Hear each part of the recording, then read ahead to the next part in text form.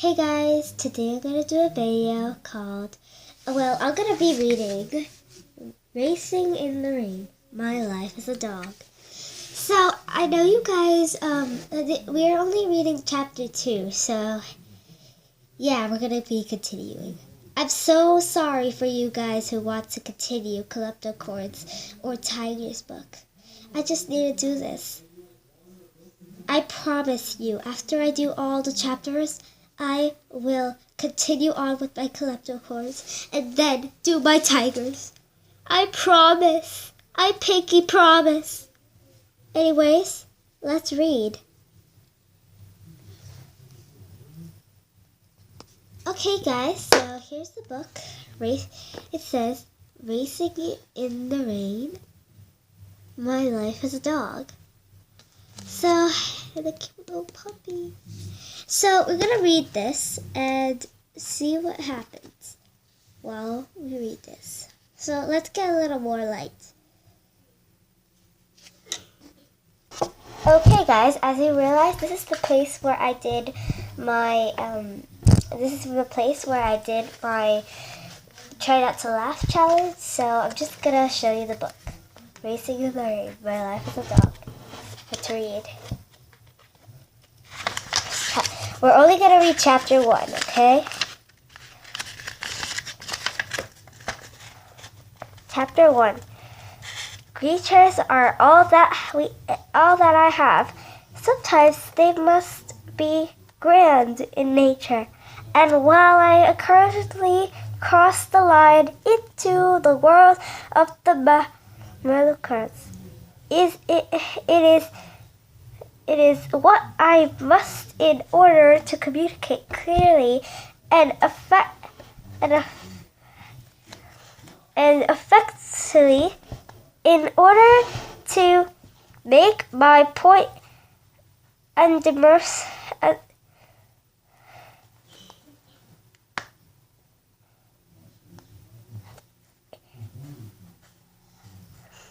order to make my point understood, I have on words I can all rely on, because much of my display, my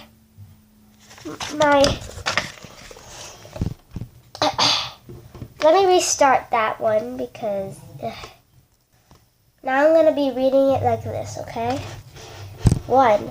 Creatures that picture in your mind. Creatures are all that I have. Sometimes they must be grand in nature. And while I occasionally cross the line into the world of the Metacarasi, it is what I must do in order to communicate clearly and effectively, in order to make my point understood. I have no words I can rely on, because much to my display, my tongue was designed long and flat and loose. It is honorably effective tool for pushing food around my mouth while chewing, and an even less effective tool for making clever and complicated sounds that can be linked together to form sentences. And that's why I'm here now, waiting for Denny to come home. She should be here soon. I'm lying on the cool tiles of the kitchen floor in a puddle of my own eerie. I'm old, and while I'm very capable of getting older, that's not the way I want to go out. Shot full of pain medication to reduce the swelling of my joints. Vision fogged with keratitis. I don't know. Puffy plastically packages of doggy Depends, stocked in the pantry. I'm sure Denny would get me one of those little wagons I see on the streets. The ones the cradle handles so a dog can drag his butt behind him when things start to fail. That's humiliating. I'm doing. I'm not sure if worse than dressing up a dog for Halloween, but it's close. He would do it out of love, of course.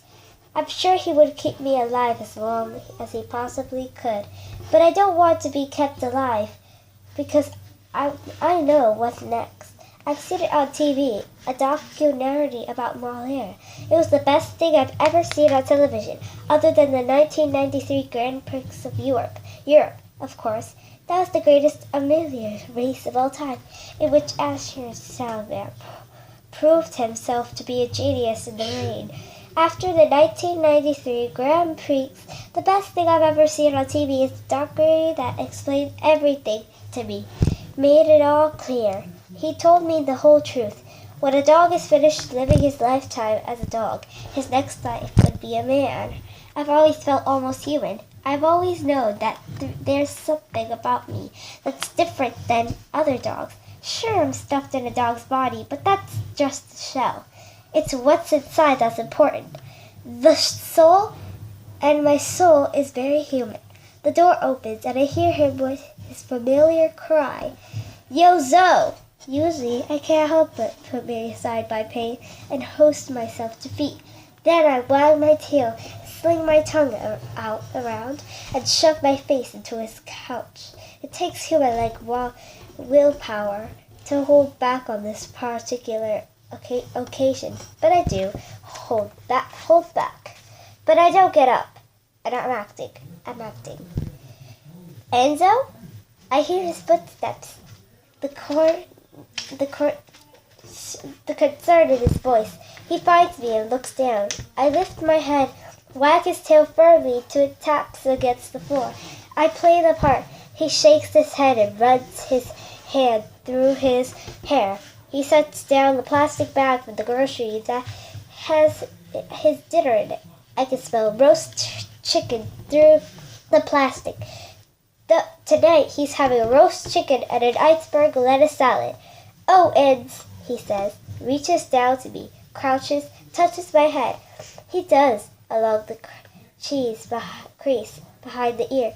Then I lift my head and lick his forehead. "What happened, kid?" he asks. Creatures can't explain. "Can you get up?" I try, and I scramble. My heart takes off, lungs ahead. Because no, I can't. I panic. Though it was just acting, but I really can't get up. Darn. Life imitating art. "Take it easy, kid," he says, pressing down on my chest to calm me. "I got you." He lifts me easily. He cradles me, and I smell the day on him. I can smell everything he's done. His work with the audio shop, where he stands behind the counter all day. He makes nice with the customers who yell at him because their MBWs don't work right and it costs too much to fix them. And that makes them mad, so they have to yell at someone. I can smell his lunch. He went to the Indian buffet. He likes. All you can eat. It's cheap and sometimes takes a container with him and steals extra proteins to cater chicken and yellow rice and has it for dinner too. I can smell beer. He stopped some tortilla chips on his breath. Now it makes sense. Usually, I'm excellent at keeping track of time, but I wasn't paying attention because my emotional thoughts. He places me gently in the tub and turns on the handheld shower thing and says, "Easy, Ends." He says, "Sorry I was late. I should have come straight home, but the guys been working instant. I told Charlie I was quitting, and I didn't want him to feel bad about this. I wanted him to see the obvious.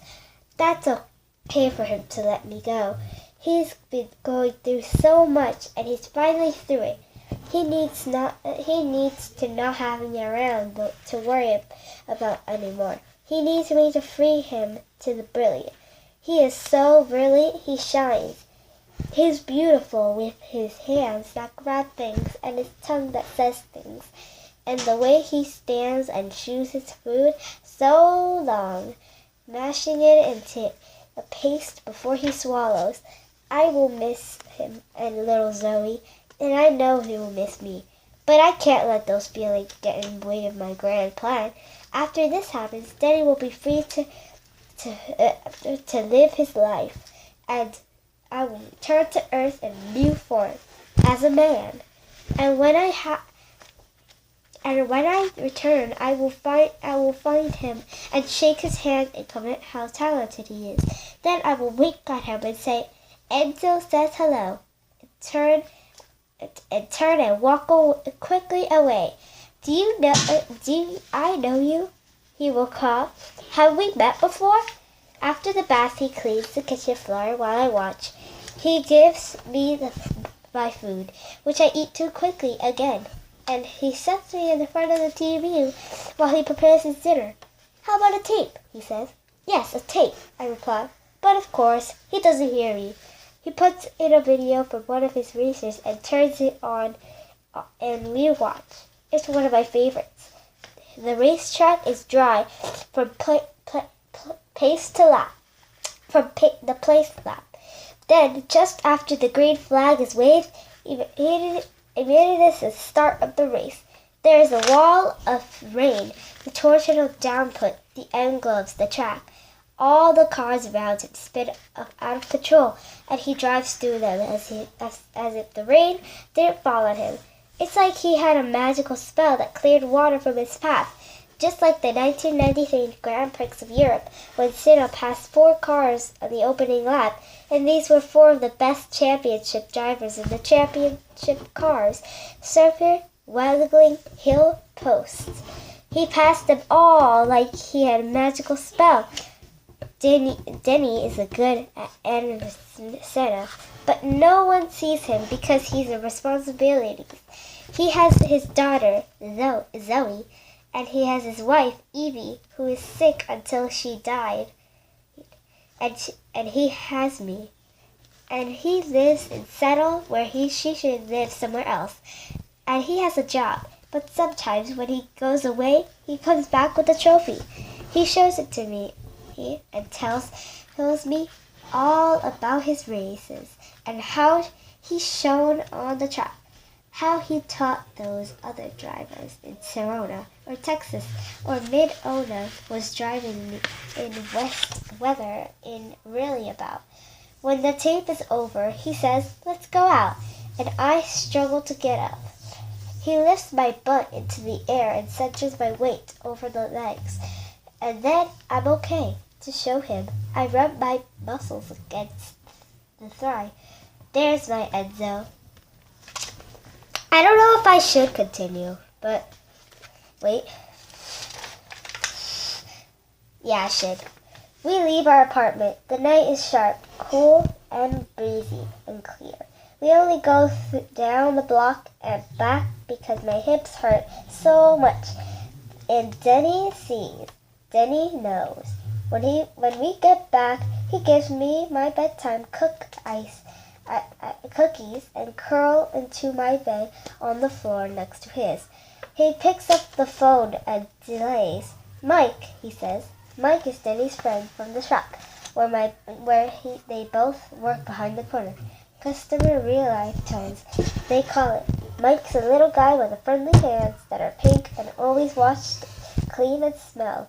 "Mike, can you cover for me tomorrow? I have to take Enzo to the vet again." We've been going to the vet a lot recently to get deferment medicines that are supposed to help make me more comfortable. But they don't really, and since they don't, and considering all that went on yesterday, I've set the master plan in motion. Then he stops talking for a minute, and when he starts again, his voice doesn't sound like his voice. It's rough, like he had a cold or allergies. "I don't know," he says. "I'm not sure it's a round trip visit. I may not be able to form words, but I understand them, and I'm surprised by what he said, even though I set it up. For a moment, I'm surprised my plan is working." Last page, okay? Sorry, I have a booger in my nose. "It is the best thing of all of it, I know. It is the right thing for Denny to do. He's done so much for me my whole life. I owe him the gift of setting him free, letting him rise up. We have a good run, and now it's over. What's wrong with that?" So right now, this is page number 2. This is chapter 1, and now we're on chapter 2. But that's gonna be continued, okay? I'll just save the page. Okay, guys, and tomorrow I will continue racing in the rain. I'll go blow my nose after I do this film. I hope you guys enjoyed this video, and if you want more, then subscribe. Hit the notifications. Like. Bye. And also, I'll do part 2. I'll do part 2, chapter 2 tomorrow. I pinky promise. I pinky promise. Goodbye.